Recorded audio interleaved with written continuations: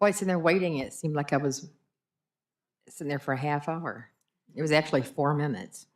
I want to thank you for coming to the March meeting of the Jackson Public School Board. And I really appreciate you taking your time to come and contribute, especially our little Hunt people over here who are going to entertain us tonight. A reminder that if you wish to address the board, there's a form on the back table. Fill that out as soon as you come in and pass it off to Michelle Oxley, and we'll make sure that you get your moment in time. Let's start out by welcoming Mary Jo and the little hunters for the Pledge of Allegiance. Thank you.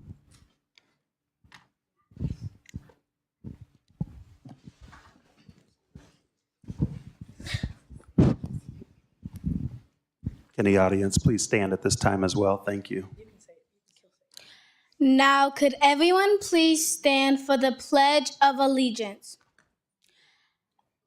I pledge allegiance to the flag of the United States of America and to the republic for which it stands, one nation, under God, indivisible, with liberty and justice for all.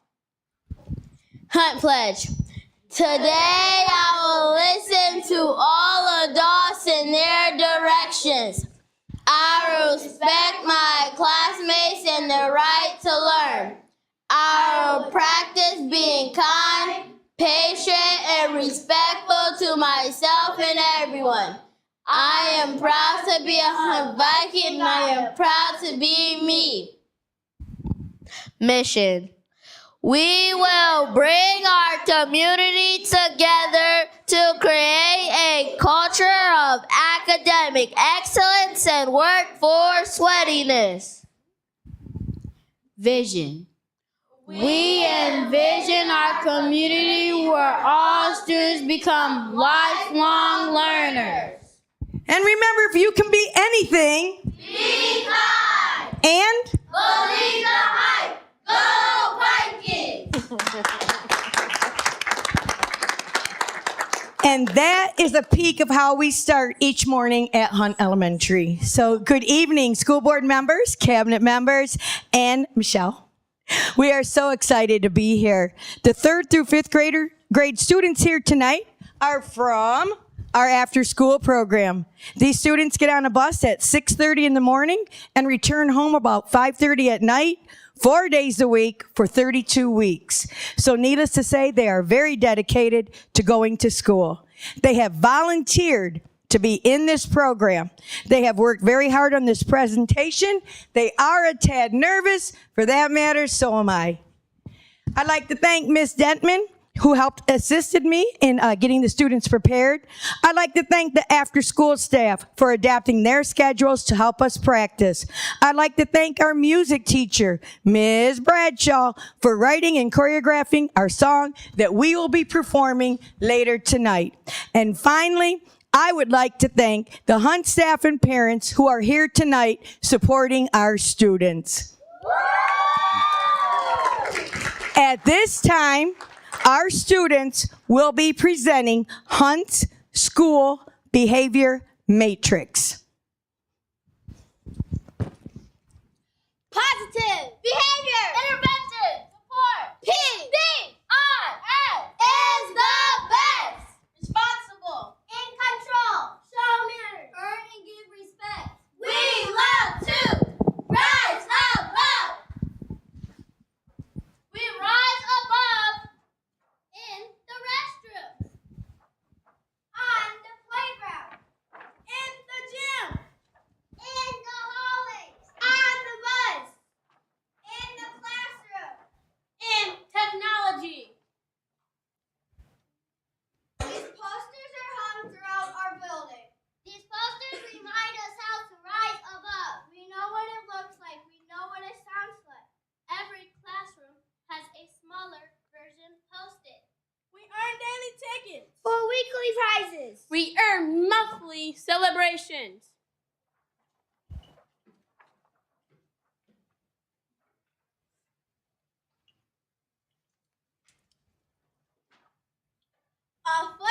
celebration was popsicles and games outside.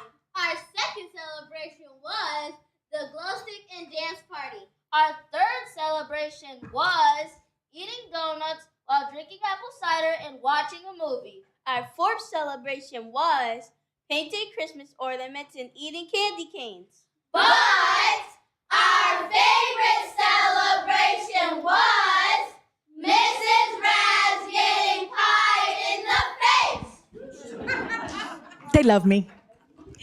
And that ends our first portion of tonight's. And at this time, we have the lovely Miss Bradshaw here to lead us in one song. Hello, everyone. Mrs. Raz has been the principal at Hunt Elementary for 25 years and in the district for 38 years. This is her last board presentation. So we wanted to dedicate this song to her. The students helped with changing the words of the song and they helped with the choreography. They did not want Mrs. Raz to hear or see them practice because they wanted it to be a surprise. But I know, and you know, that Mrs. Raz likes everything on point and precise. So I invited her to watch us practice. Hunt students will sing this song and other songs on May 15th, which all of you are invited to. So thank you, and I hope you enjoy.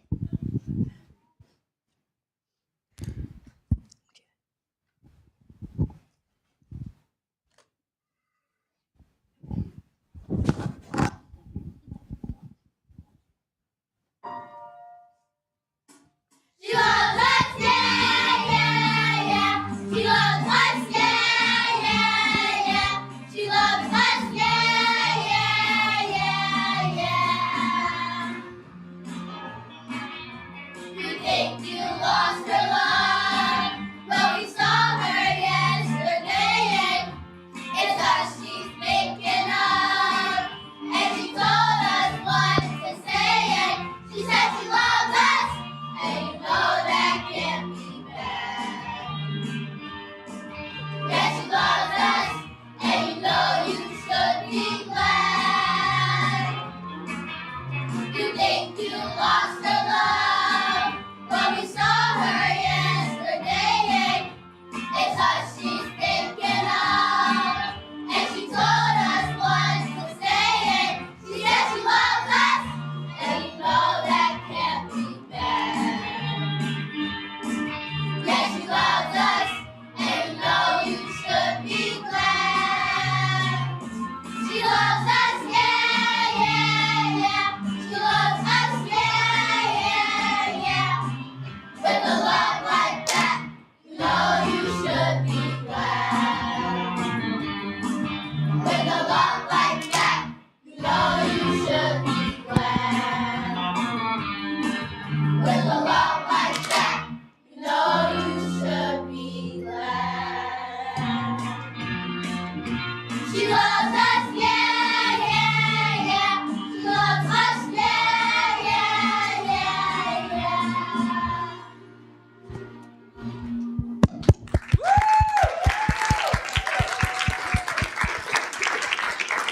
And at this time, I'd like to introduce the lovely kids from Hunt Elementary.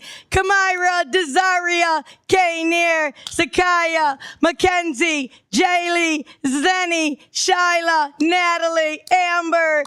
Come back here. Sophia, Peyton, Gabby, Eli, Savannah, Cadence, and Ronell.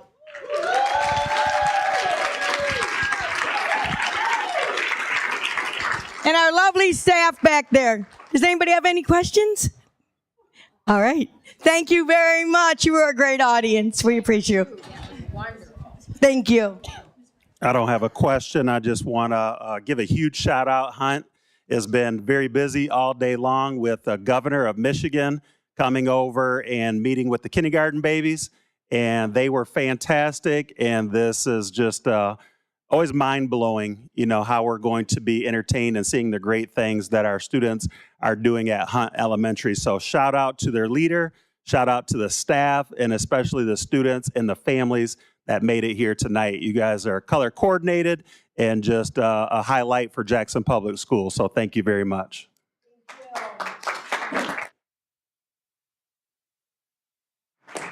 Mrs. Oxley, will you do the roll call, please? Ms. Hamilton? Present. Mrs. Brown? Mrs. Mitchell? Here. Mr. Dobies?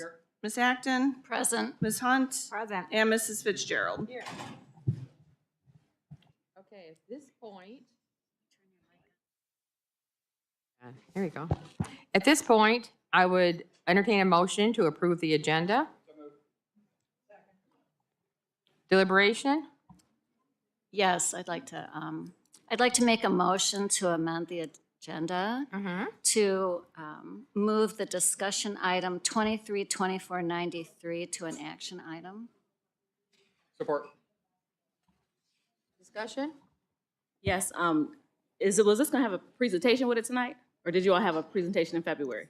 Do we know? We have it tonight. We're having it tonight? Okay. Okay, all in favor? Aye. Aye. Opposed? Thank you, passes. Now, the superintendent's report. Yes.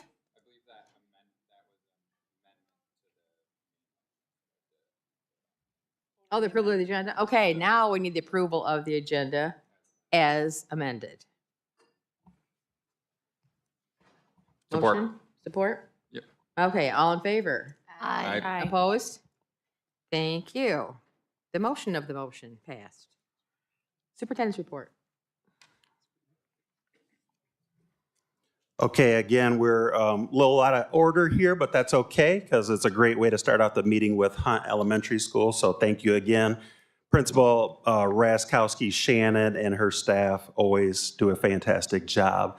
At this point in time, we're going to hear a DEI update from Kelly Crum. So let's give her a moment to get set with the information she is prepared to share with us today. All right.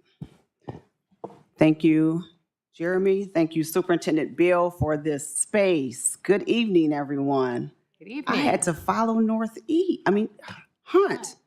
Wow, that was awesome. I got to sing my presentation, not today.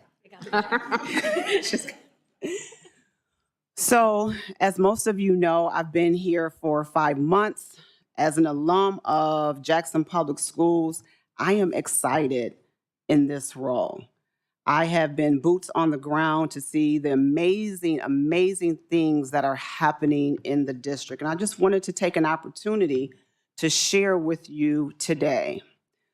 So as part of my summary, I just want to emphasize our commitment to fostering an inclusive and equitable learning environment. I want to make sure that our students and our staff and our parents feel that this is a welcoming place in our K-12 educational systems. And we are promoting DEI, which is diversity, equity, and inclusion across our district.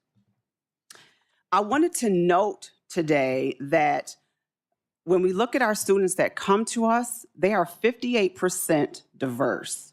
Diversity in representation is very important. And I wanted to highlight who those folks are that are part of our diversity, which includes our African Americans, our Native Americans, our Pacific Islanders, our Hawaiians, and Hispanics, which brings togetherness, which empower our students to feel valued as they succeed academically here at Jackson Public Schools.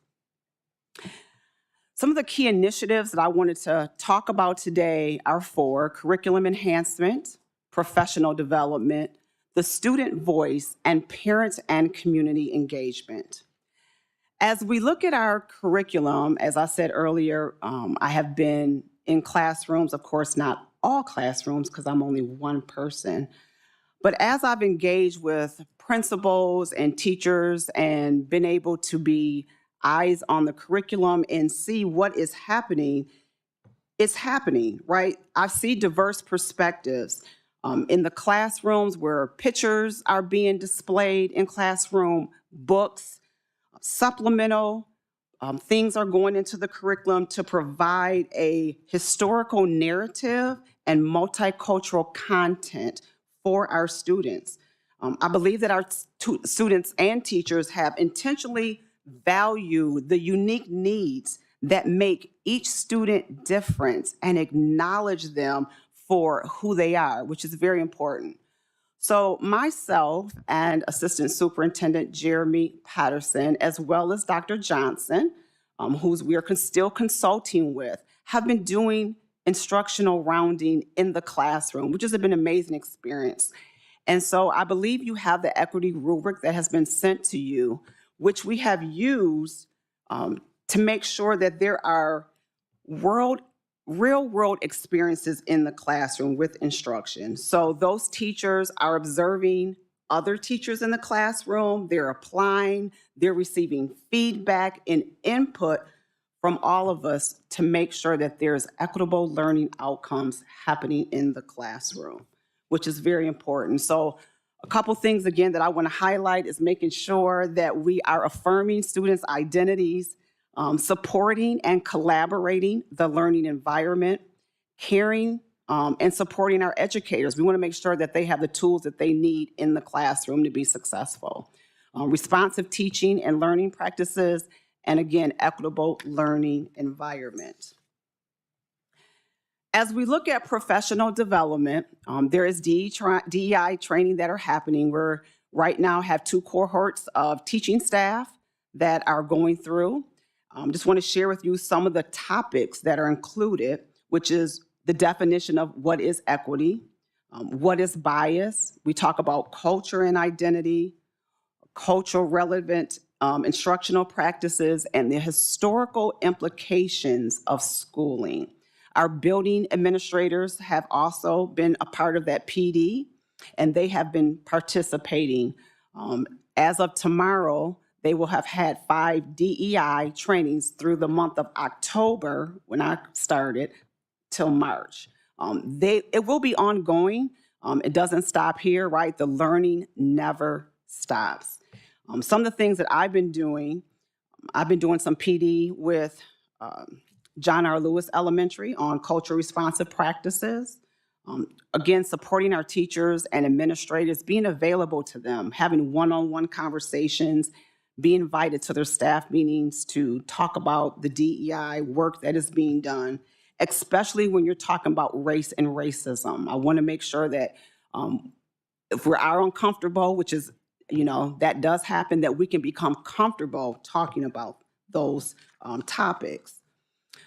Attending, again, staff meetings, parent liaisons. I just got a training with them, which was marvelous, a DEI training, where we talked about creating a culture of care with an equity lens. We want to make sure that when they're having conversations with our parents, that they have the tools that they need and that I'm available for them. I did a co-presented with Day of Discovery with Marcus Gill with the ISD, and that was great because there were folks that from around the districts that were a part of that.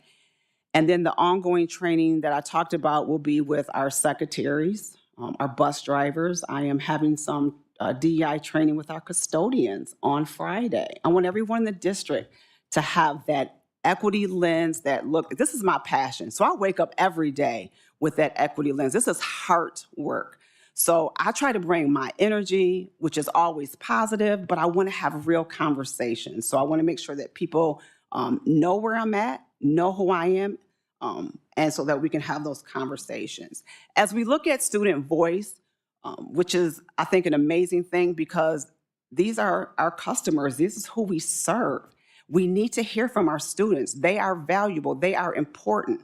So when they show up every day, I want to make sure that they have a place where they feel like this is belonging and this is a safe space. So our building administrators have been working with our students with a student voice where they're listening. I will be going around.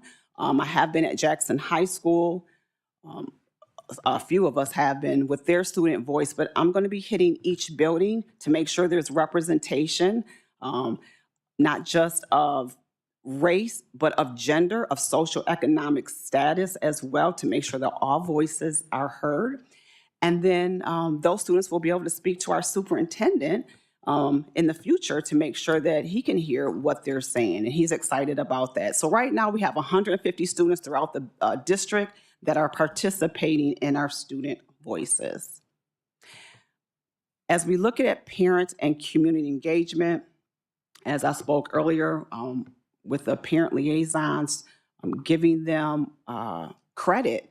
They've been doing some great things. I know that's new to the district. They are boots on the ground, making sure that families are invited into the schools, that there are spaces for them to talk, and being part of the conversation. There's a lot of cultural events. So as we partner with our community, the city has the 100 homes. So I made sure that they had a space to talk to not just our families, but even our employees about home ownership. It's important for our students to have a place. There are statistics that speak to that.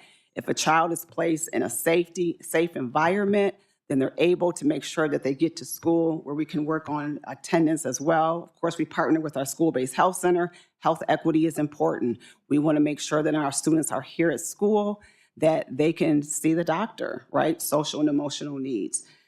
And just all of the other things that are listed on here. I'm not going to read every one of them, but as you see, we had the academic excellence dinner. We have coffee hour for our ELL families, which is nice. That's happening at Sharp Park currently, and a lot of other great partnerships and things that are happening with our parent and community engagement.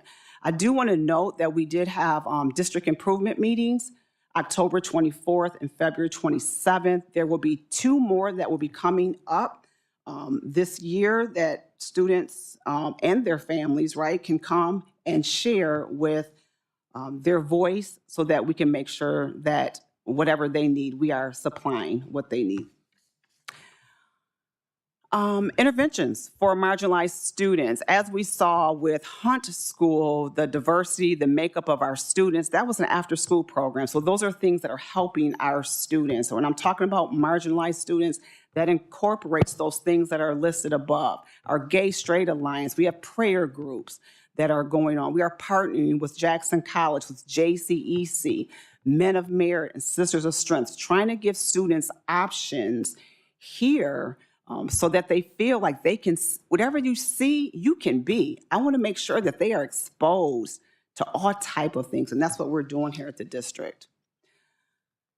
And so recommendations for the upcoming school years, that we're going to continue to provide DEI professional development for our staff and administrator to discuss race, racism, and equity. We will have equity teams. It's something I'm really passionate about. I talked to Superintendent Bill about having equity teams in our buildings, because each building is unique. And I want to make sure that we incorporate what is needed for our equity teams that will consist of administrators, parents, if they want to be involved, which we want them to be involved, teachers, paras, and so forth, to make those connections of belonging. The third thing is empowering students, akin with that student voice leadership group. Again, right now, principals are leading that group, but we want students to be empowered. We want them to be able to lead. We're teaching them to be student leaders. And the fourth thing is, again, our parent liaisons and building principals will provide opportunities for engagement with their families to listen to their experiences. And so as I end my presentation, just want to make sure that you all know that I am here to do the work for the district, to be committed. We all are committed to the DEI. It remains unwavering, steadfast, to making sure that we have equitable and inclusive experience for all our students, and including our employees too. So thank you for listening to my presentation. Thank you, Mrs. Crum. And she asked me to maybe kind of chime in where I could, and I absolutely just want to recognize her expertise and the work that she's done since being here with our district. Last year, you'll recall, we had a report from Dr. Johnson with a list of recommendations from his time. And what Kelly has been able to do with those recommendations is just really expediting the process of providing support and spaces based on the recommendations that were provided for Dr. Johnson. So she's been a tremendous asset.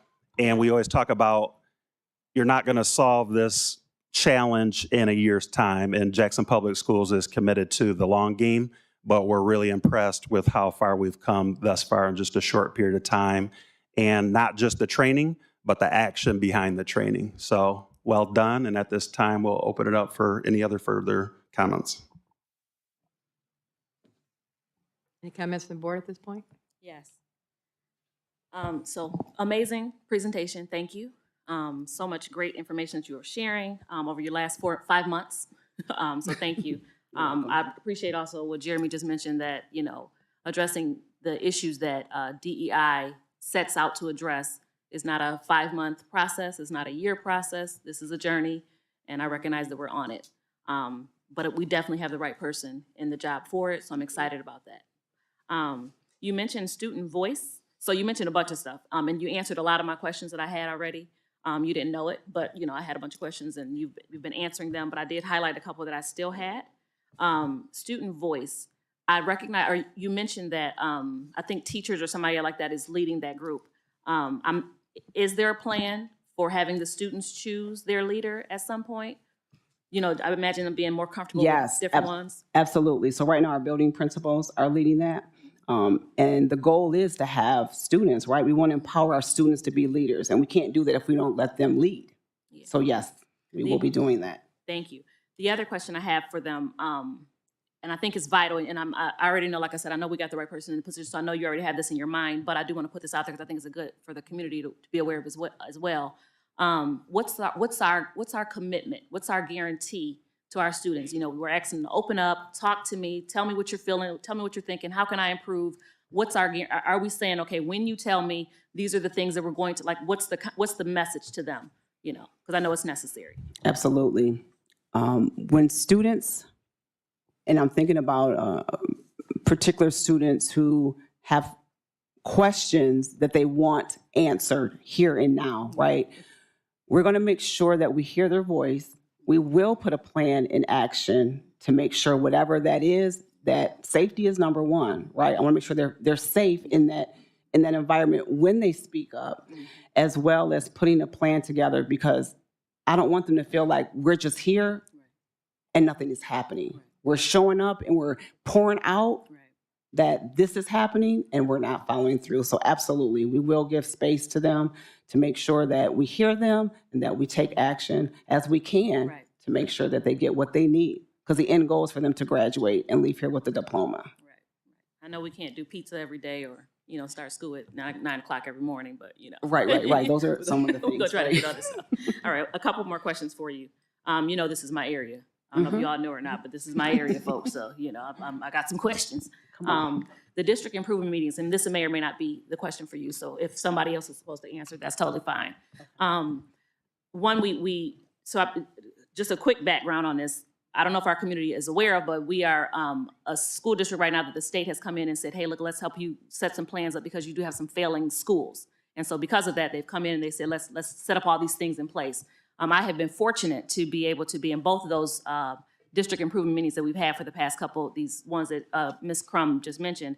And we are doing some amazing work, some presentations that they've given where we are really shifting a lot of things.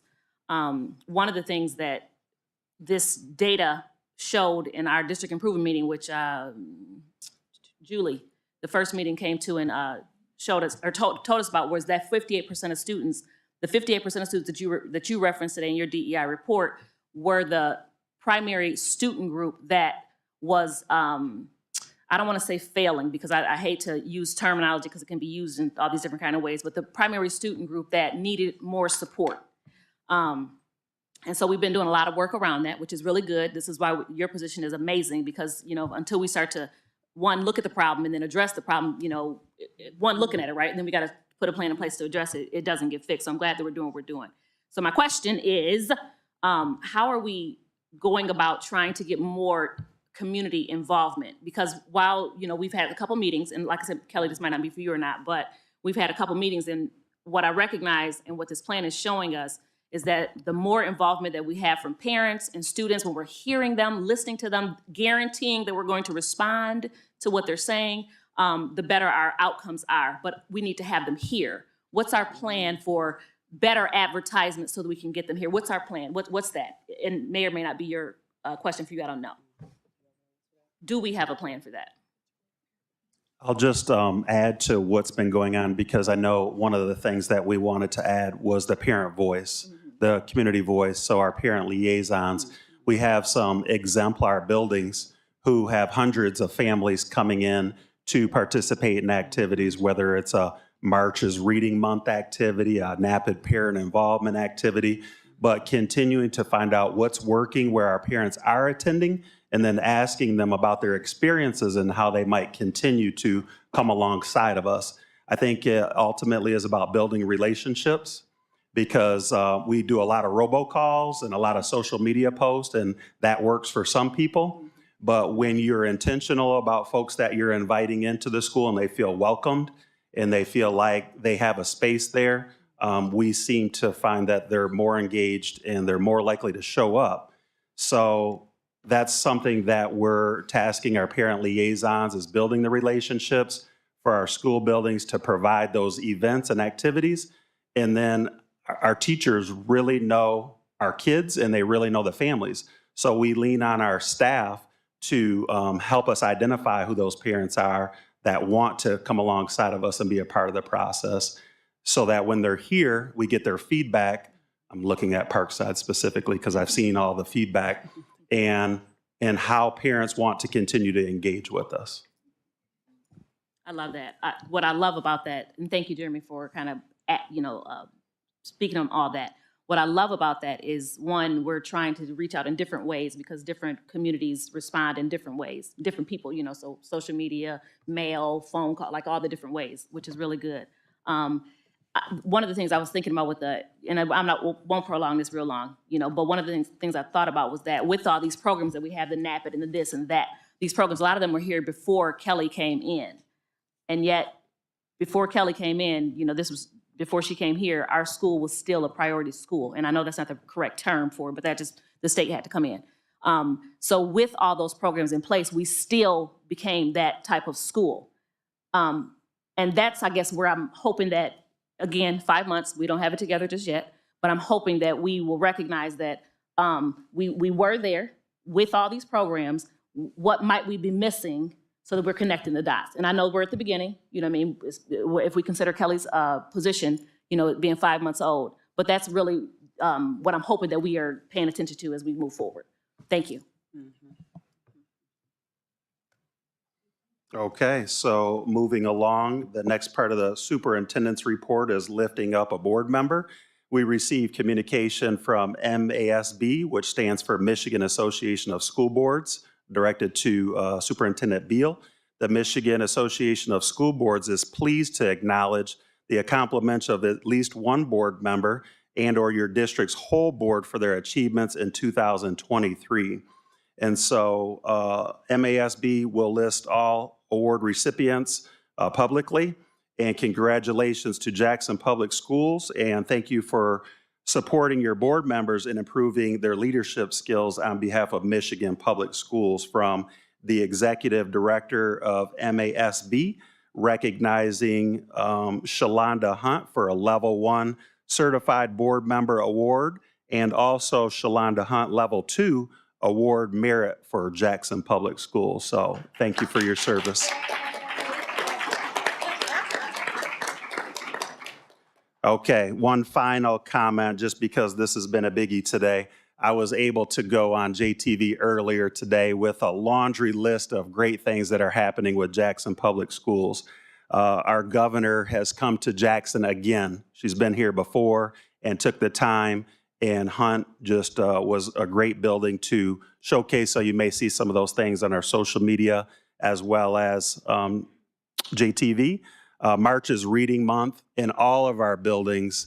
It's really contagious and just lifting up the importance of reading. And children are really falling in love with books. We have a variety of people coming in and reading to our children, as well as community organizations providing incentives to recognize our students' efforts. Jackson High School, I said it on JTV, just a commitment to excellence. So they went to the state festival and received #1 ratings in 5 different categories. So those students had a huge shout out, as well as our DECA students. When the young Hunt Elementary students were up here talking about our mission statement about college and career readiness, our DECA students are taking what they're learning and they're applying that knowledge in a field of their interests. It could be business, it could be hospitality, it could be finance, and they are excelling at what they do. So shout out to their teacher and leader, Chuck Cunningham. We have students, a record-setting number for Jackson Public Schools in attending the state, and 4 students will continue on to nationals. And the same thing with academic games. This is a tradition of excellence for Jackson Public Schools, and the tradition continues with our middle school students and our high school students. One thing that I really want to recognize here is our former students are coming back and are now leading this program. So the leader at Parkside and Jackson High were former students who had these experiences who now continue to come back and invest in our young people. So those are just some things that I just wanted to lift up. That was only the first page of 2. So I'll pause with that and that will conclude the superintendent's report for today. Thank you. Thank you. And congratulations, Shalonda. I know that's not an easy task, especially with your plate being so full as it is. At this point, I'd like to entertain a motion to approve the consent agenda. Support? Support. Any comments from the board before we continue? I do. I just would like to recognize our HR report. We do have Jesse Hagenson present with us in the Human Resources report. We are going to hire Jesse Hagenson as Director of Technology. He has been around for a number of years with the Jackson County Intermediate School District, and he is going to help us continue to build our capacity within the tech department. And so, Jesse, thank you for your service and welcome aboard. Okay, we're yours, Jesse.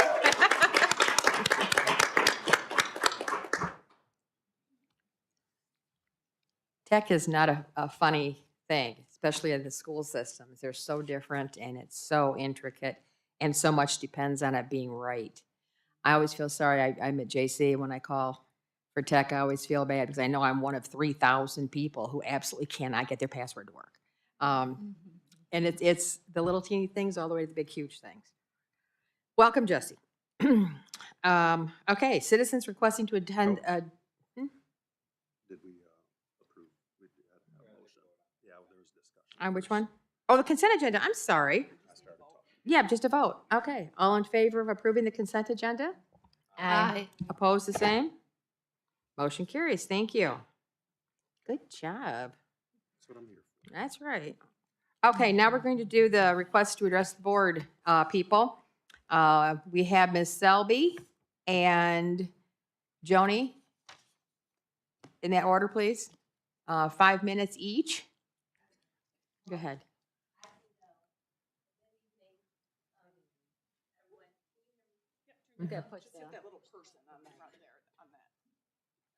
It turned red.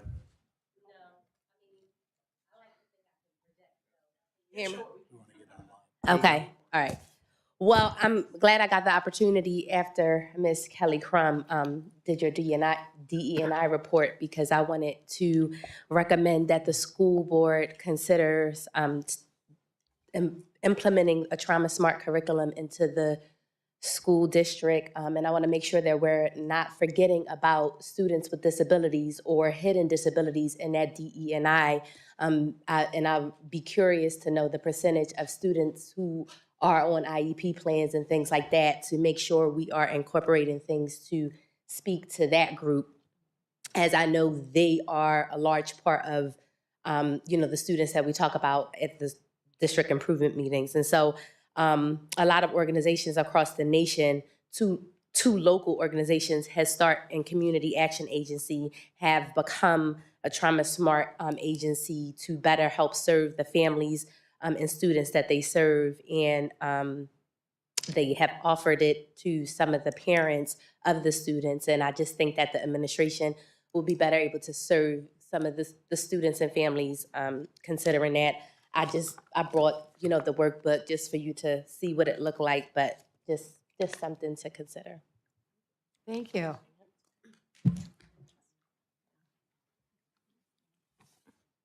Joni and then William. So first, I'd like to start by saying thank you, because some of your comments are some of the same that I have. And also, Ms. Crum, I'm a big fan of yours. I've followed you before you were here, and I'm glad that the district has added you. With that said, I did notice that students with disabilities or students with IEP was missing. And I wanted to point out to the board and anyone who's listening that the last district improvement meeting, or maybe it was the one in October, we got a robocall within like 10 minutes of the start of that meeting.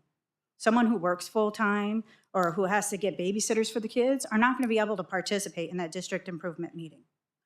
I was very disappointed to find that I didn't have time to get to it. I try to come to all the meetings. Additionally, Mr. Patterson, you stated, how are those buildings getting the family involvement? I can tell you, I'm pretty sure that the Montessori school is one of those schools that have a lot of family involvement, and it's because the staff make everyone feel at home. They say hi every single time. They talk to you about your concerns. When my daughter's not feeling good, the person she turns to is her principal. And a lot of the people that I consult with, that I advocate for, do not feel that at all. And I want to go through some of that because I've been coming to these board meetings for a year and a half, and I haven't seen the improvement in the people that are coming to me, and I still haven't heard any updates about the board policy I've asked you guys to revise over and over and over again that prevented my daughter from graduating, because her 504 plan, which she was a student with a disability, allowed her to complete her classes in June, but because of the board policy, she was not allowed to walk during her graduation that she worked very hard for. And I got a phone call from a former assistant superintendent telling me the board policy, and he was very rude and he made me cry. Considering the work I do, that's pretty hard to do. So there's my daughter that was prevented from walking during her graduation. When there was a cyber attack, there were students at the virtual school that didn't have access to curriculum for 2 months. Nothing was provided to accommodate them. I've never once heard the board mention that. All I hear is all the positives, and I never actually hear the work that needs to be done, okay? A student that I know that comes and talks to me because she's friends with my daughter was traumatized after witnessing a loved one die a year ago. She has an IEP. She has anger issues. She was told by Sharp Elementary or Sharp Academy that they couldn't accommodate her needs. So they sent her to the virtual school, which was my exact fear that was going to happen. And she couldn't handle the virtual schools because her mom's a single mom, works full-time, and her grandma doesn't understand the technology. As Ms. Fitzgerald acknowledged, it's difficult for a lot of people. And I'm only going to list a couple of them. And I wrote them down, and I'm keeping a notebook from this date on. Another parent is forced in being in the presence of their abuser, even though she has a PPO order. She's forced to attend Zoom meetings as an accommodation for that PPO. I can tell you by the law, that's not an accommodation. That's a violation. And nobody should be forced to be face-to-face with their abuser. I mean, I can go on. And if we look in the news, just this past week, there was a child with disabilities that was sexually assaulted on a JPS bus. I have friends who work for the ISD in the busing department, and the reason why that student was on that bus, or many other students like her, is because Jackson Public Schools didn't provide for special transportation for them because the ISD is in need of bus drivers. So I love hearing all the great things. But if you guys are here to fill a volunteer position, if you guys are here to make comments at each other, you shouldn't be on the school board. You should resign, because there's important work that needs to be done, and there are a lot of families that are too afraid to come talk to you guys because they think there's no point. Thank you.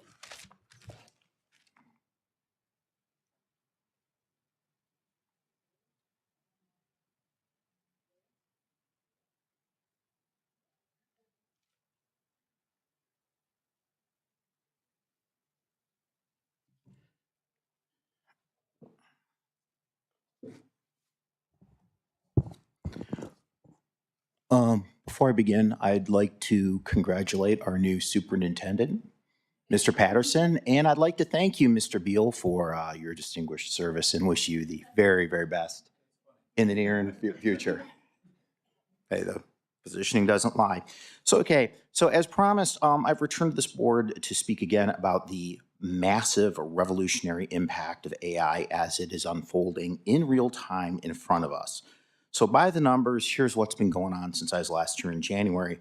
On January 30th, UPS announced the elimination of 12,000 white-collar jobs, which the CEO specifically attributed to AI permanently supplanting their roles. So if you think for a second about what UPS does, they've millions of packages in transit every day. They peak at something like 3 to 5 million packages a day around Christmas. It's logistics, which is something which is absolutely charter made, for machine learning. It was reported in the business press that as of January 20th, there've already been 53,000 layoffs in the top 120 tech companies in the U.S. this year. So that's not in the last 12 months. That's in the first 7 weeks of this year. The CEO of OpenAI, a guy named Sam Altman, a name I'm sure at least some of you are familiar with, he said in an interview last year, quote, "A lot of people working on AI pretend it's only going to be good. It's only going to be a supplement. No one is ever going to be replaced. Jobs are definitely going away, full stop." That's a direct quote. Jobs are definitely going away, full stop. I had the chance to share had a chance to share a generative AI website builder with your superintendent, your previous superintendent, very recently. And using this tool, he was able to create, with some keywords, a specific niche interest, multifaceted website in 75 seconds. 75 seconds to create the entire website, top to bottom, using a few dozen keywords. Jensen Huang, who's the CEO of NVIDIA, I'm sure most of us are familiar with, says there's no need anymore for STEM students to learn coding anymore, which was long considered a rite of passage in the tech industry. To put this in perspective, there are 4.4 million software engineers in the US. So effectively, they are entering economic obsolescence. That's a lot of white-collar jobs. The Pew Research, which is very, very well-respected and considered nonpartisan, they published a long piece, easy to find on Google, which talked about the effects of AI and noted, among many other things, that if you look at the part of our workforce that possesses a high school degree or less, they will have 3%. 3% of that workforce will be significantly affected by AI. When you look at the portion of our workforce that possesses a 4-year degree or above, 4-year, master's, doctorate, and so on, 27% of those people will be in the highly affected category. So I just want to reiterate, we're on the verge of a white-collar jobs wipeout that has never been seen in this country's economic history. The only parallels that really come to mind are the Great Depression, which would, I think, maybe give you an example of the scope of it, though it's going to be very, very different in a lot of ways. I would also remind everyone that the top 10% of earners, this is according to on the IRS website, the top 10% of earners pay 47% of all federal income tax. So this is also going to be a tax wipeout at the state, city, and at the local level. So categories most affected, web designers, financial analysts, technical writers, graphic artists, most clerical jobs, also scientific and technical. So to put it in a human perspective, think you've had one of your outstanding kids who's moved through, graduated from JPS. They moved on to Michigan Technological. They moved on to the U of M. They're graduating with a master's, with a 4-year or a master's in a STEM field. It was the way to go. That's how they were guided. To everyone, it seemed like the right thing to do. And in their mid-20s with $100,000 in college debt, it looks like their job field is going to be looking at 50% attrition in a few years. Think of a 50-year-old guy in that field who just got the kids out of the house and wants to pay down the mortgage and so forth so he can retire, and that is his job. That job field's gone. Thanks. Thank you, William.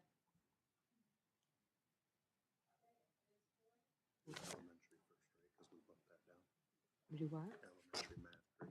Okay, it'd be fine. That completes our citizens speaking to the board. And since we moved to elementary math curriculum from discussion to action, we will start with that. Okay, elementary math curriculum. Madam Chair, move approval. Oh, did you move that to the first? For me? You're doing the math first or the budget? Oh, okay. All right.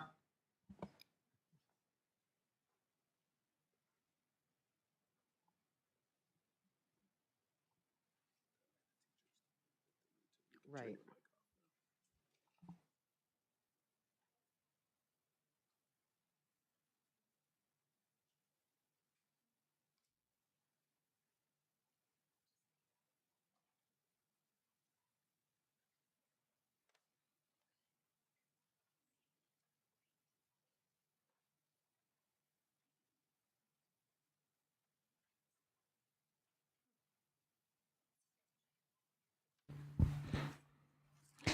Good evening, everyone.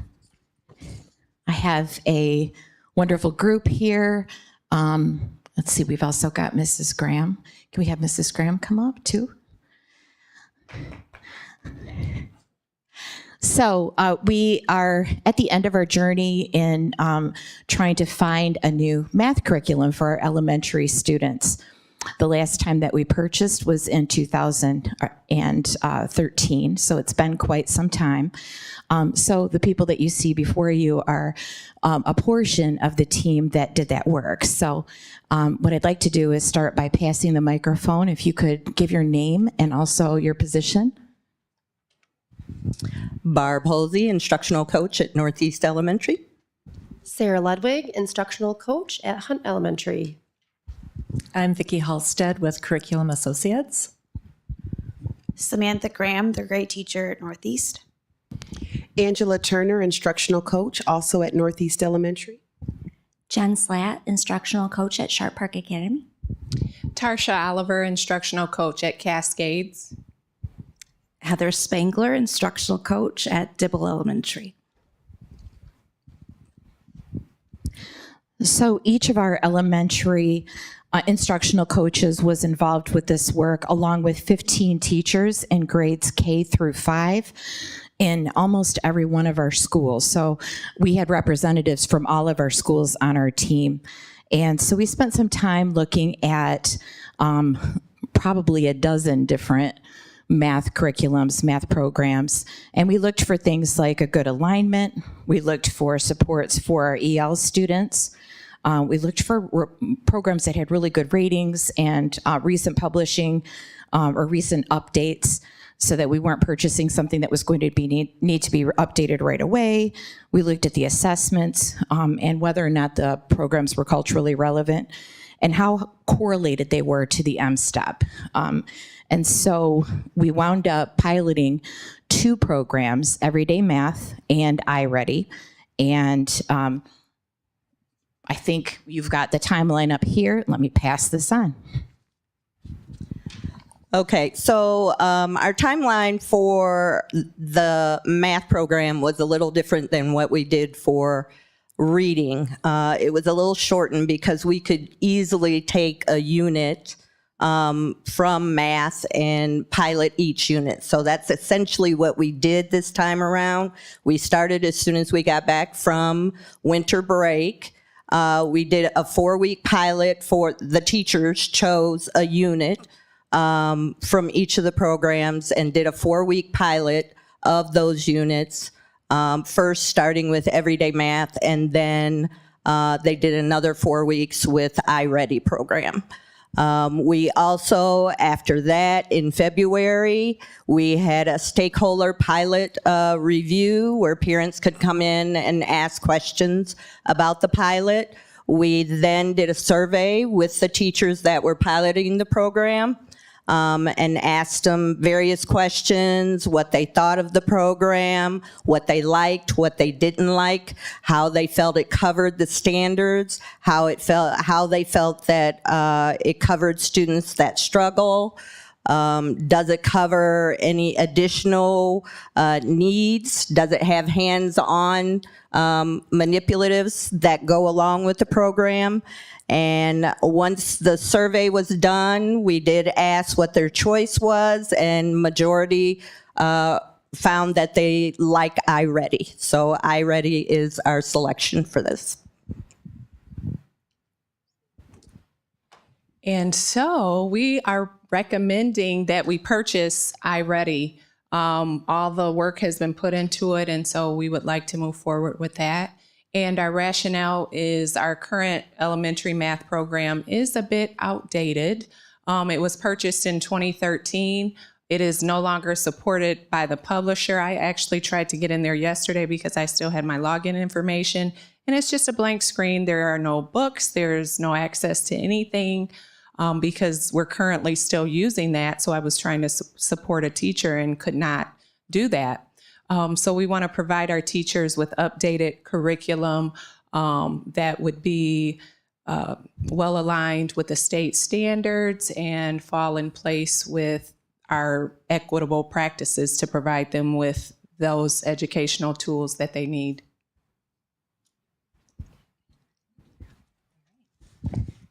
So I am with iReady, Vicki Halstead, and I am here to kind of give you just a quick overview of what iReady Classroom Math has to offer. So if we can go to the next slide. So when we think about reimagining what's possible for students, we want to make sure that we build a solid foundation for success. So thinking about our youngest learners and making sure that they have those foundational skills to be ready for number sense and to be ready for everything that comes at them as they grow older. We also want to create a student-centered classroom and making sure that our teaching strategies meet those students' needs and honor who they are. And then we want to look at data, and we want to make sure that we turn that data into action. So what comes with the program is student-led or teacher-led materials that you can see. There's a student edition, there's online learning, there's manipulatives that the students will be working with in class. Teachers have their teacher's edition. They also have access to multiple resources online. And one of the big parts of our program is a discourse-driven classroom. So students will have the opportunity to discuss what they're learning, partner with others, and so you can see that there are some discourse cards there as well. The curriculum starts out with an assessment. It's a diagnostic assessment that is going to determine where students are performing to grade level content. It's a criterion referenced assessment. So when we think about how can we best help our students and what are their needs within the standards that they are working on. Go ahead and click. From that assessment, we get lots of reports that can help support student learning. And so this is an example of a prerequisite report where teachers can use this prior to teaching a unit. And they can use this information to determine what students are ready for that unit of instruction and then what students need additional support. And then there'll be hyperlinks right there to help support that learning prior to the unit. And looking at, we talked about hands-on activities, we talked about centers, making sure that students are actively engaged in their learning. And one of the things when we look at our youngest learners, we want to make sure that we are also looking at assessment a little bit differently. So we want to look at activity-based assessments rather than putting students in front of a computer or pencil paper to see how they're learning. So this is a great way for a formative assessment for teachers. All right, click. So the lessons work, and this is very important as far as if we can just click all the way through this. We are a multi-day lesson on a standard, so that's what we offer. We want to make sure that students have enough time to be engaged in the standard to show their learning. So on that day one, we're going to be looking at prior knowledge to build into the instruction. On days 2, 3, and 4, we're going to be focusing on that grade level instruction and really digging in deep, having those rich conversations in the classroom about how they're learning, what they're learning, and sharing with others. And then on day 5, it's a little bit different than other programs. We look at, after you've gone through assessment, if students don't know it, you just don't move on, right? You really want to take that time and look at how can we differentiate instruction. So on that day 5, students are assessed, and then we kind of work with them on what are their additional needs before we move on. And then lots of opportunities for practice for students. One of the things in the middle is for centers, we offer on grade level, below grade level, and above grade level. So same topic, but students can be working on where they best fit their needs. Another support that we have is for parents. If a student is absent, a parent can go online and actually see that lesson taught by a teacher that was in the classroom, that we provide, but what was taught in the classroom that day. So that's a really nice feature for those students that weren't there for the lesson itself. And then you can see in the far right-hand corner, personalized instruction. So our assessment then drives instruction to online learning as well. So in class, we're going to be working on grade level content, and then online, we're going to be meeting those students' needs dependent on how they performed on the diagnostic.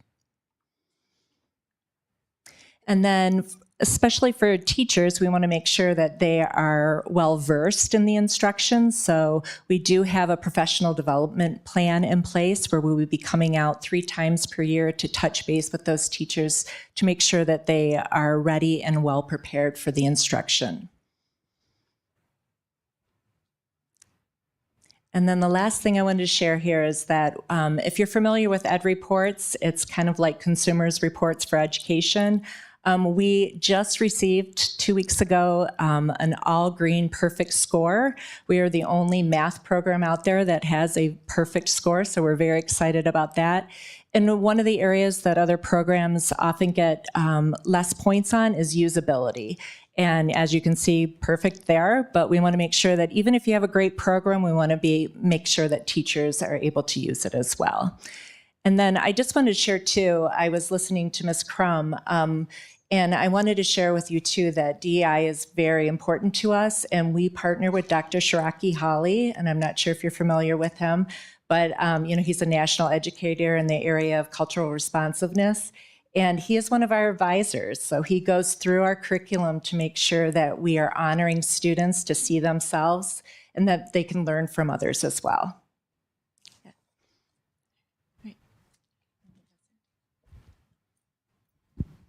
So at the conclusion of the pilot, the teachers were able to give some feedback in their surveys, and I won't read them all, but I will highlight just a couple of them. The first one being, I would love to have iReady. I love this program. I love all the ways it engaged the students and how it has multiple ways of presenting the material. The online platform for teachers was so easy to use, and I love the way that the resources were laid out. Another one, iReady is engaging, which is so important for our students. It is also culturally relevant. It actually had names of my students in it. All right, so we also asked for student and parent feedback. And some feedback we got from our elementary students was that they really liked taking the diagnostic test. They'll take that 3 times a year, and it's adaptive, and it gives them immediate feedback. And then it also provides them with a personalized learning path. So it's right where they're at, targeting their skills that they need. They also said the lessons are kid-friendly, they're easy to understand. They love playing the games. There's lots of characters in the games. They can earn coins. So that was a big one that the students said. We love the games. Centers, hands-on. Students have the opportunity to discuss their rationale and thinking, like Vicki said earlier. With those discourse cards, they really like to be able to do that. Math characters make learning fun. It promotes overall student success. And again, it provides creative ways to engage our students in multiple ways. So they have lots of ways to provide their answers and their thinking.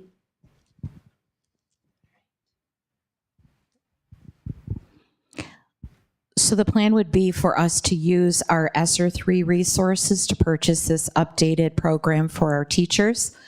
The proposal that was presented is a 5-year subscription, which gives us a discounted rate, digital licenses for all of our K through 5 students, which is approximately 2,085, teacher additions and digital access, 3 years of professional development, and then students would also have access to that My Path personalized instruction.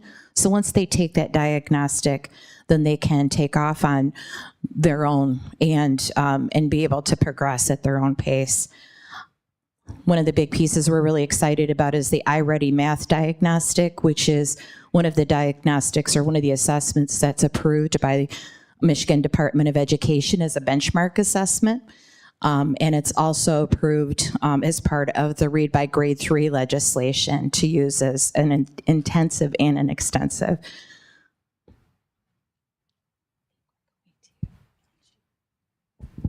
Hello, everyone. I'm going to sit down if it's okay with you because I played in the student staff basketball game.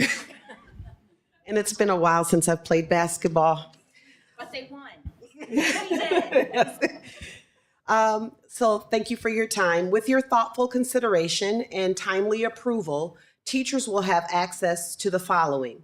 Onboarding professional development, which is full of a teacher toolbox, which has support videos, math games, a professional development library, which makes all of the instructional coaches very, very, very happy. 3 years of professional development is included. Includes iReady Diagnostic, a My Path, which is a digital access for students and teachers, classroom observations and teacher coaching. Instructional coaches will work with administrators to establish a checklist or rubric for grade instruction to use for classroom observations, support teachers with coaching and targeted training as needed, in addition to the professional development library. And then with our review of implementation, we will continually review how teachers are successfully implementing the program and provide coaching support. Ongoing professional development and supports also built in, provide continuous and intentional opportunities to learn iReady content through early release, staff meetings, PLC, etc. And one of the things that's not on my script, I'm going rogue here just for a second, I was honored to go to the literacy symposium. The district sent me to the literacy symposium, and Dr. Anita Archer talks, she's like an expert. She's a guru in elementary education and how kids learn. And one of the things that she talks about is explicit instruction and a lesson plan template. And iReady, when I came back, I was so lathered up about Dr. Anita Archer.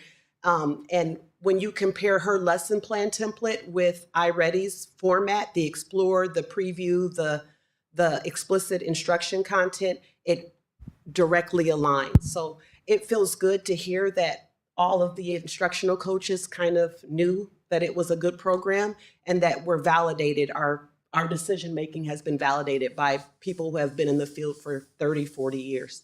Thank you for your time.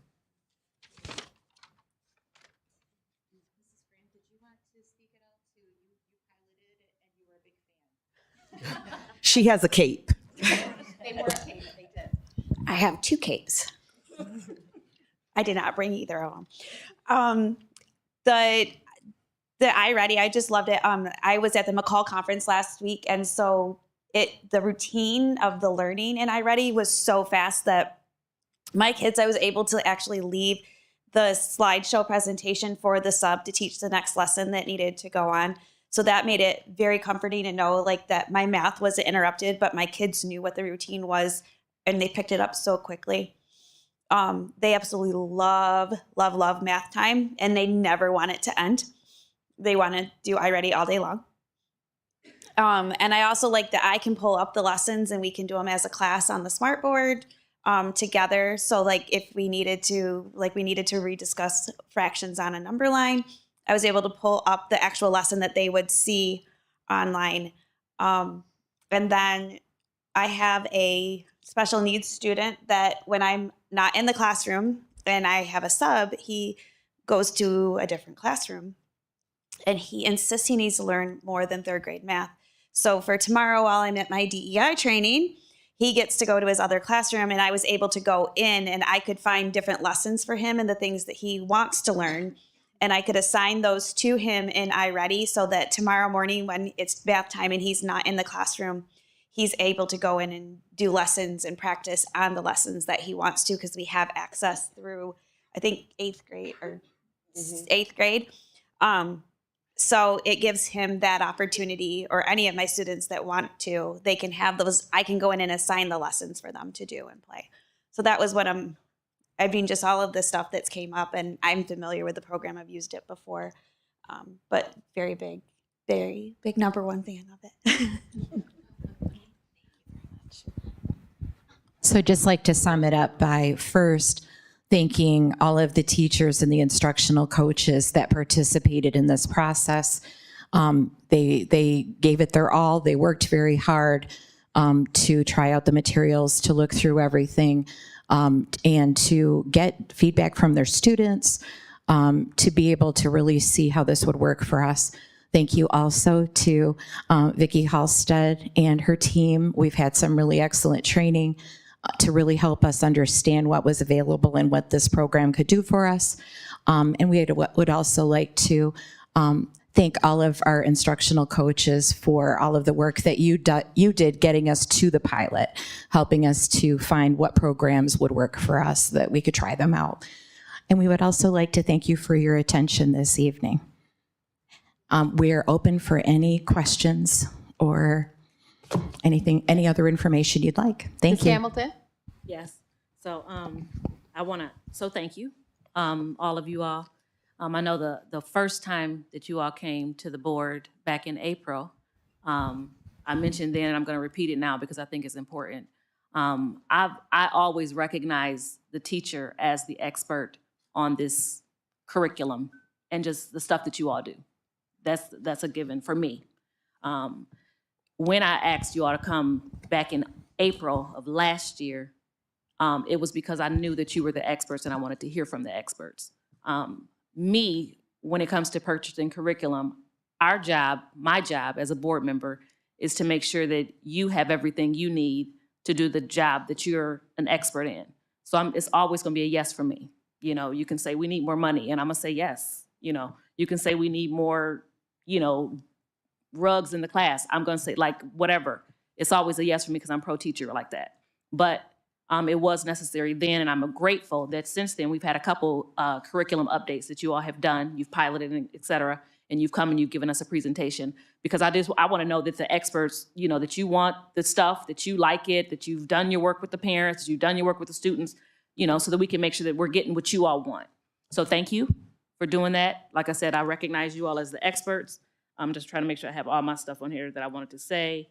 Yes, but again, I appreciate you all. Appreciate you, even coming out. I know that it's cold out there and whatever, and you might not feel you have long days. But I really appreciate you all coming out and saying, "Hey, look, we've piloted this. We've done the work. We want this. Just say yes." And my answer is always going to be a yes. Julie, Jen Slatt didn't talk. She not like math or the curriculum. Do you want to give some? Thank you for that.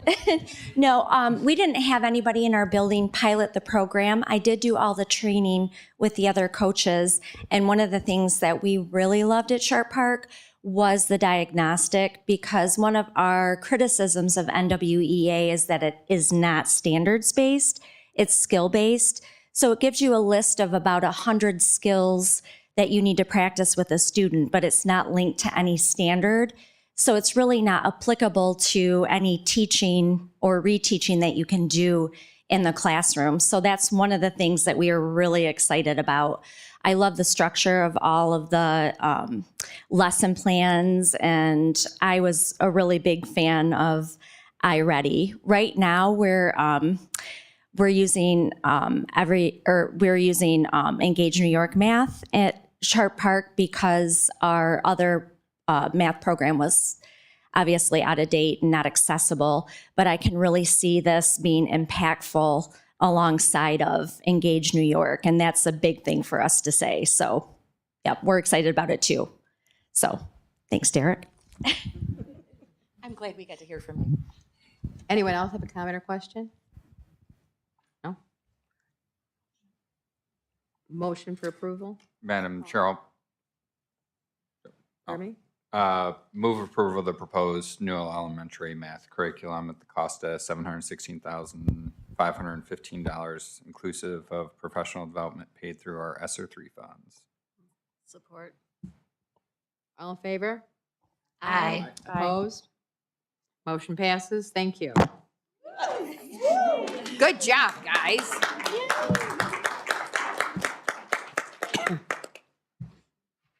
Okay, our next action item is the 23-24-2 budget amendment. Whoa. Move approval of the budget amendment, Madam Chair. Support. Discussion? Yes, would you give who does the update? I would like to hear a summary on it. Sure. Just to give a couple of highlights that we also gave to the Finance Committee last week. The second of 3 budget amendments that you have here tonight shows us adding approximately $750,000 to our fund balance. This includes all of the transition costs for the technology move to all covered, along with money set aside for repairs at the high school, for the roof, elevators, so on and so forth. It does recognize at this time $83 million in revenue. About $10 million of that is ESSER funds, which, as we know, will be going away next year. So just some fun facts about it. Thank you. Any other questions or comments? Okay, all in favor of approval? Aye. Opposed? Motion passes. Thank you. Now we're on to the non-unit salary schedule. Madam Chair, I'll move to approve the non-unit salary schedule for this year. Support. Support. Discussion, comment, questions? Ms. Hamilton? Same thing, I just want a summary. Sure, and I believe we did bring this to the February board meeting. I know some people might not have been here. So again, this would be for all of the non-unit folks that are not covered under a collective bargaining agreement. We've historically done a 2% increase for individuals, and the impact to next year's budget is an increase of just under $50,000 in total. It's just cost of living raises. Thanks. Any other questions or comments? All in favor? Aye. Opposed? Motion passes. Okay, thank you. That's the end of the action items. Now we're to board comments. Any comments from board members? Ms. Hamilton? Yes. So just want to say again, appreciation for Hunt. That was amazing, nice presentation from them. Actually, it was really, really good. Also, thank you to Kelly. I appreciate your update on DEI. I can imagine that soon we are going to need to write into the budget some more people on your team because you're going to be doing a lot of work. This may or may not be what you do, but I would also like to see more learning around DEI for the board. And again, not you, Kelly, but I'd like to see the board partake in more learning around DEI. One of the things I mentioned during your presentation was that the students that brought us to the state coming in, that group of student, they've been that same group of students for a very long time. And that same group of students have been the students that have not, traditionally their voices have not been heard, and we have not addressed their concerns like we should. And there are many groups of them in that group that's set. But as many programs that we have, and they are necessary and they're good, like NAPIT and the other ones, they're necessary and they're good, they were not filling whatever gap was there that still brought the state in because we're failing these different schools, primarily because of this particular group of students. I recognize that part of that is, one, we didn't have an amazing DEI director coming in yet. 2, we weren't focusing on this work. And 3 and 4, and there's so many other reasons, but the board also doesn't necessarily know how to hear from that group of people to the point that they often shut down their voices because I'm one of those people. I was one of those students. And I'm also a voice that reflects a lot of their needs. So it would be really nice if the board understood better how to hear from that community, because if we don't, the work that Mrs. Crum is doing in her DEI space won't be as effective because we won't be meeting. You know, she'll be doing her work down here and it'll just be floating.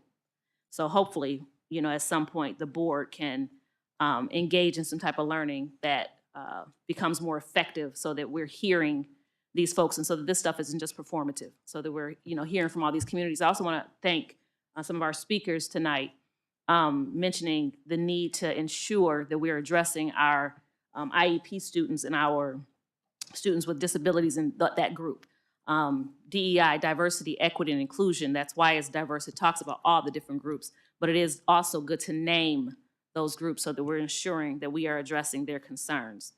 The student voice, again, I thought it was really good and amazing that you all have that, you know, that particular thing. I remember when I first became a board member, it was very important to me that we were hearing from our students, but I wanted to mention, and I did, and I'm gonna say it again, it's really important to make sure that we have some onus on us as to how we're gonna address their voices, because a lot of times this group of students, that 58%, they're willing to give their experiences, but when we're not responding to them, then they stop talking. And one of our folks here sat and said that a lot of people don't want to come and talk to us because they've said, hey, look, this is what I need, this is what I need, this is what I need. And we're just letting them say it and not responding to them in a way that meets it. So I'm hopeful that maybe through this Student Voice Leadership Program, we can maybe get a student advisory board to a student advisory committee to the board. I mentioned this before, a parent liaison advisory board, or parent advisory board to the board. You know, those types of things are beneficial to connect all those dots.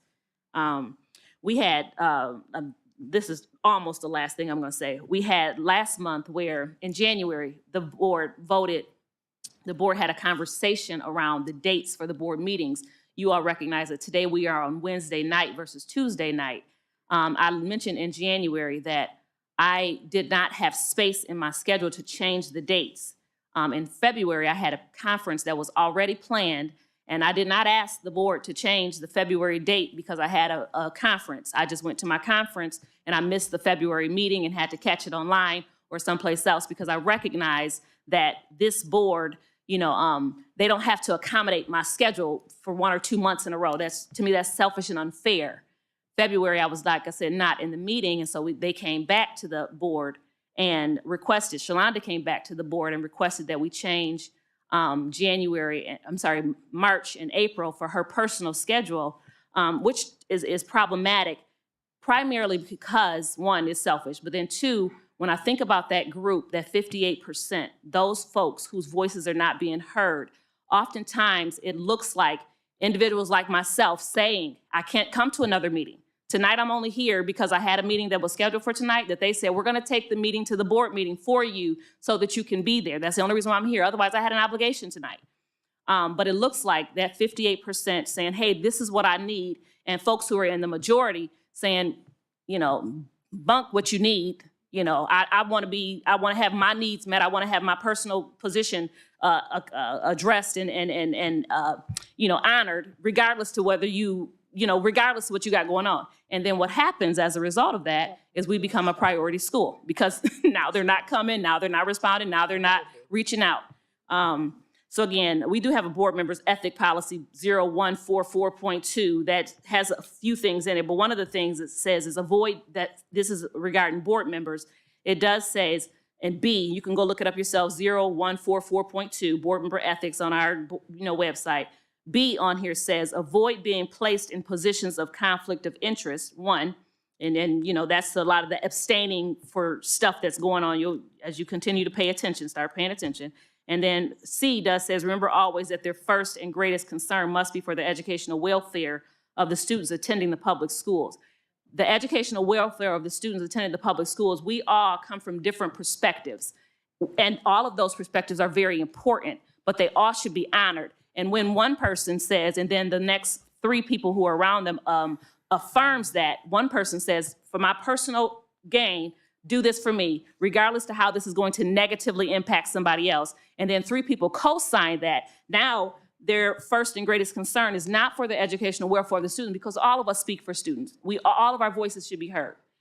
That was necessary for me to put that out there, because I'm also going to be missing April's meeting because I have something on in April. So yeah, it's March. We're coming to a close for this school year. We're doing an amazing job. Like I said, I appreciate the comments. One thing we do very well at this board is showcase all of the amazing things that are going on. And then there's that 58%, which is more than half of our district, who, despite all of our programming, are still failing. So there's some connecting things that we need to be doing better, and some conversations that we need to be having that we're not having that we should be having. But yeah, I'm here. I'm in it for the long haul. We're not going to stop talking. We're not going to stop bringing this stuff up. And we, hopefully, with you all's support, you all's involvement, we're going to get some things accomplished. Thank you. Libby? I'm amazed at all the presentations that were given tonight, because it seems that we have such excellence in terms of presenting, and it doesn't matter what department it is, it doesn't matter which school it is, but it seems like we focus on doing the best we can. Also, I agree with Keisha in terms of focusing on the 58%, because these people, as far as the 58%, have not been focused on. And if they have a problem, and you had the problem with your daughter in high school, it seems to be brushed aside and not taken seriously. So I'd like to see us do a better job of dealing with that.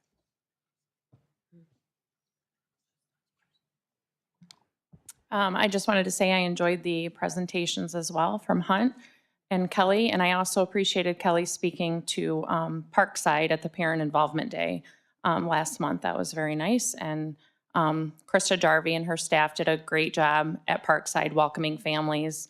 I really like the format there. It's all day. I can be, I'm sure, a little chaotic for teachers, but all day long parents are welcome. You can stay for 2 minutes or you can stay all day long, and it's very welcoming and nice. And it was nice having you there, Kelly, and speak to families. So thank you.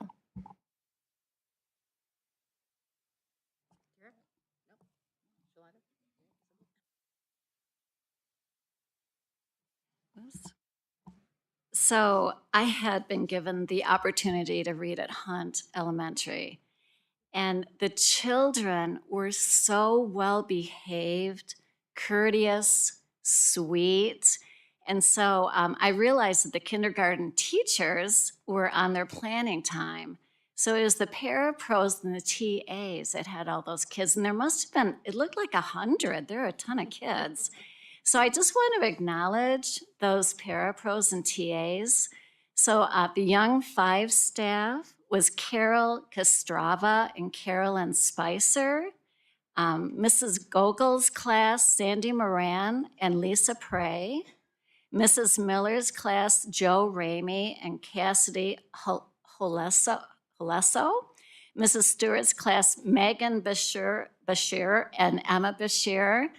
And the specials teachers were Tanisha Bradshaw, Mike French, and Aisha Parker. And Aisha was the one that got it all together. So, and then I was thinking that I wanted to read this. The Jackson High School Tower, which is on the south side, has an inscription. This is what it says. Faith without credulity, conviction without bigotry, charity without condescension, self-respect without vanity, meekness with power. My father, I don't know if anyone knows this, my father was a graduate of this fine institution. I went here, my siblings went here, my kids went here. It's a great place to learn. It's what I've seen so far, the schools are run beautifully, and the hype is real. So, thank you.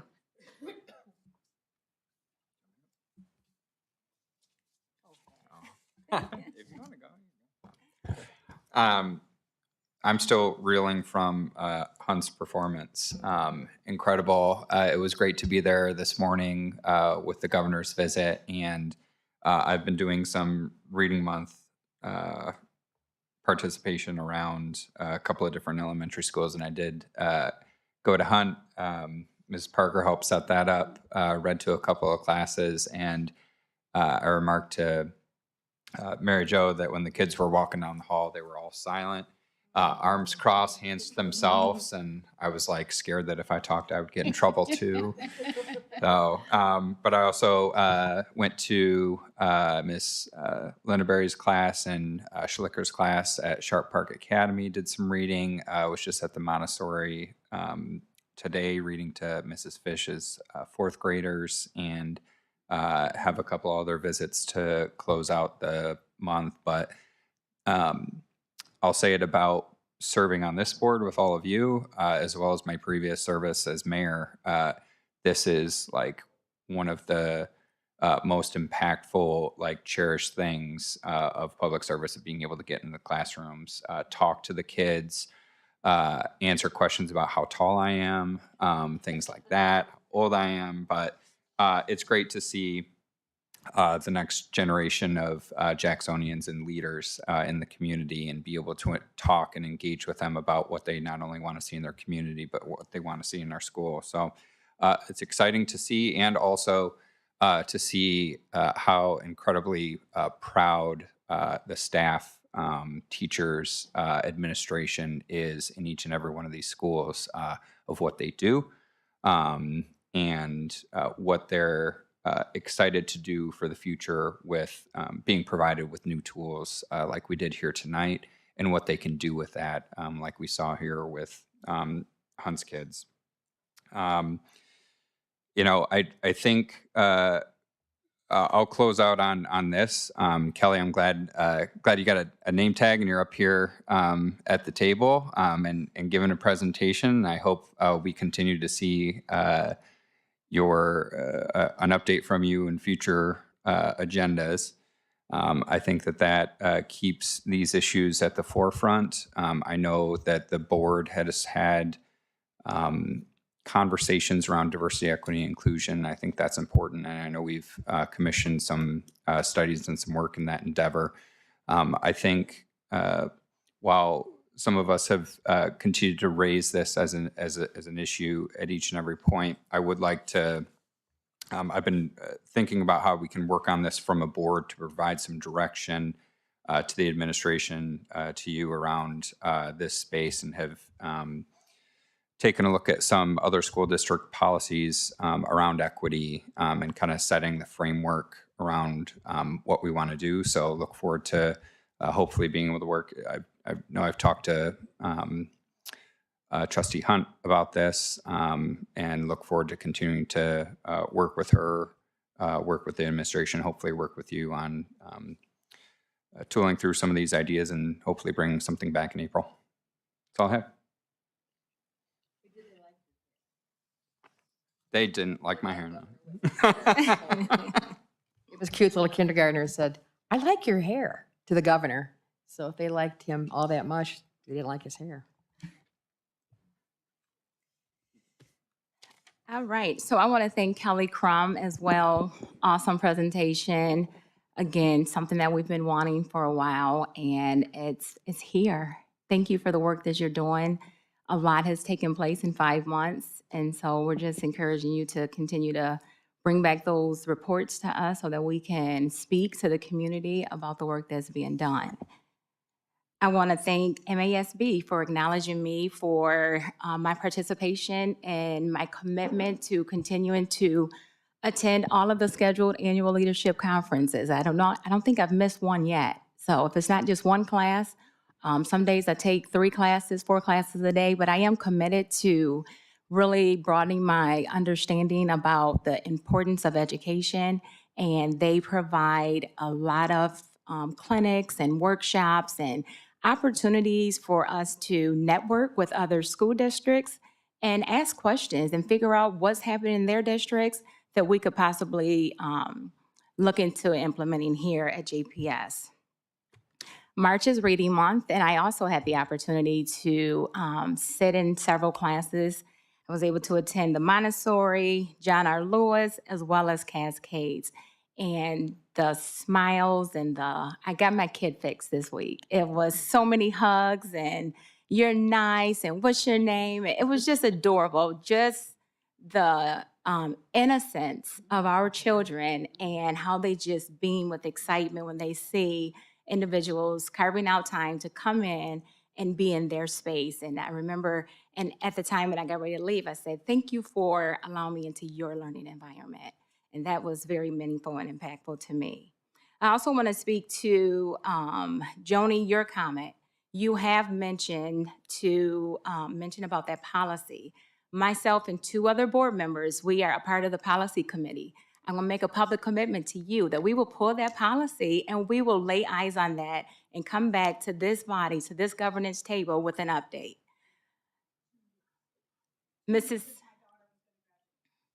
Just wanna make that commitment to you publicly. Mrs. Selby, thank you for the information that you brought regarding the Trauma Smart. I have gone through personally trauma-informed training, and let me just tell you how important it is.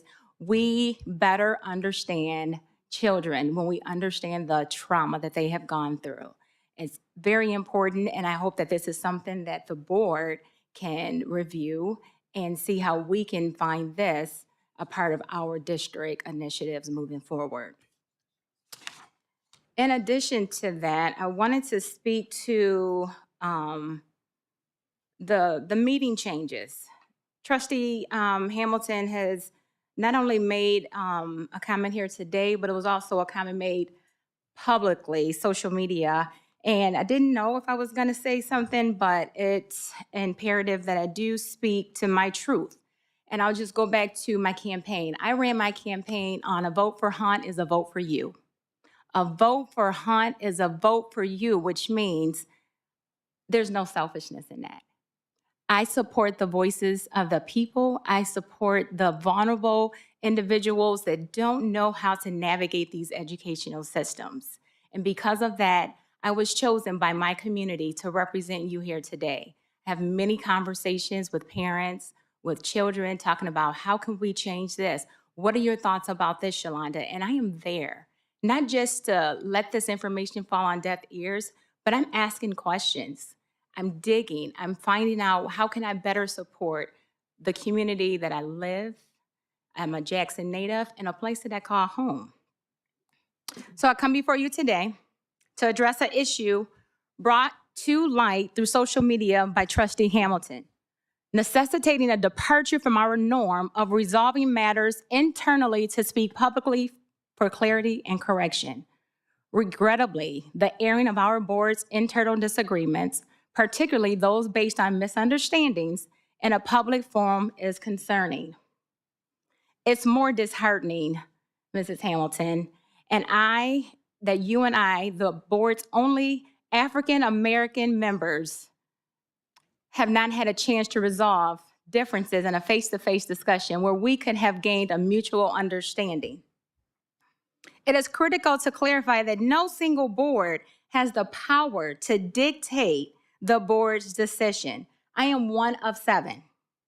Our governance model is inherently democratic with decisions made collectively through vote and the dialogue and discussion. The choice to revert to our original meeting schedule was based on a collective agreement emphasizing operational efficiency and respect for historical precedents rather than personal convenience. Not only am I the Vice President of JPS Board of Education, I was recently appointed to City Council. I am committed to this city that I was born and raised in. I will continue to work tirelessly to meet the needs of the individuals that have support in not only my reputation, the humility, dignity, and integrity that I have consistently demonstrated. Claims suggesting a prioritization of personal interests over our community needs are both incorrect and very offensive. These assertions overlook the democratic process our board adheres to and the thoughtful consideration behind our decisions and my individual decisions. Furthermore, portraying this situation as indicative of a broader pattern of selfishness or inequity within the board is misleading, harmful, and should not be shared in relation to our educational mission. Our processes and decisions are transparent, and I encourage the community to review our deliberations to witness the integrity and dedication guiding our actions. We do have equity situations that we are addressing.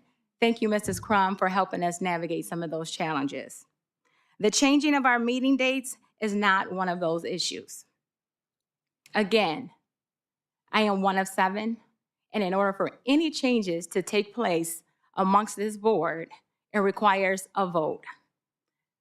What happened to just ask? I did that, and I received the support. How that is interpreted by others, I have no responsibilities to others' interpretation. In closing, governance and leadership demand a professionalism and decorum that rise above personal grievances. This public airing of disagreements is unfortunate, especially among members committed to a unified educational mission. We are here, all of us here represent academic excellence. Our focus and our primary focus should and should always remain at the heart of our children, the future of our community.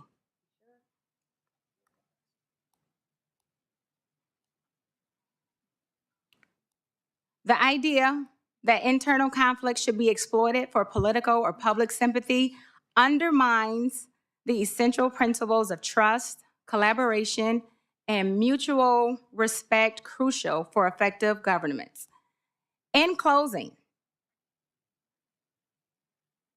the public airing of disagreements, again, is unfortunate, especially among members committed to a unified educational mission. Inspired by Maya Angelou's wisdom, it says, do the best you can until you know better. Then when you know better, do better. I, Shalonda Hunt, am committed to upholding these values. Our board and community deserve a unified approach focused on dialogue, understanding, and the collective well-being of our students and educators. If there's anyone in the community that would like to have a personal conversation with me, I am happy and willing to entertain that. What I want to leave with you is that I am committed to all of the work that I have extended myself to do. It's not just JPS Board. It is not just City Council. I was appointed to the Michigan Association of School Board. I was appointed to United Way of South Central Michigan Board. My heart is to serve people. And in serving people, it requires time, energy, enthusiasm, compassion, patience, understanding, and above all of that, dignity and humility. Thank you. Thank you.